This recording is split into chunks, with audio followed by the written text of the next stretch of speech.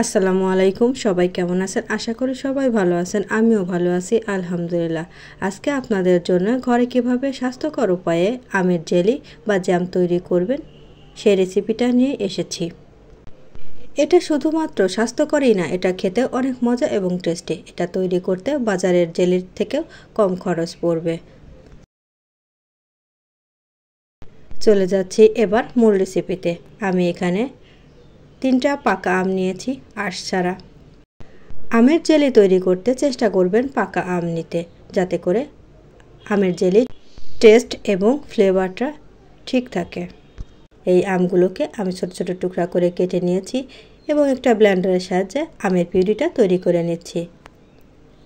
এই জেলিটা একবার যে খেয়েছে সে আবার আমের সিজনে বানাইতেই বলবে আপনাকে, কারণ এই আমের জেলিটা খেতে অনেক মজা এবং অনেক টেস্টি। এবার আমের পিউরিটা তৈরি হয়ে গেছে। এবার আমি একটা সাইডে নামিয়ে নিচ্ছি। এবার আমি চুলাতে একটা প্যান বসিয়ে দিচ্ছি।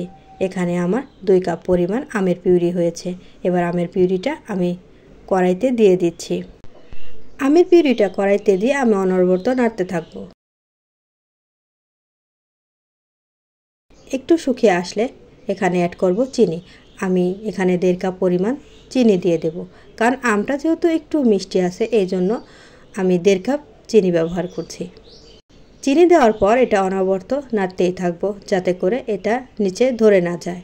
চিনি দেওয়ার পর একটু পানি উঠবে, এতে ভয় পাওয়ার কোনো কারণ নাই। এটা চুলার আঁচে শুকিয়ে নিতে হবে।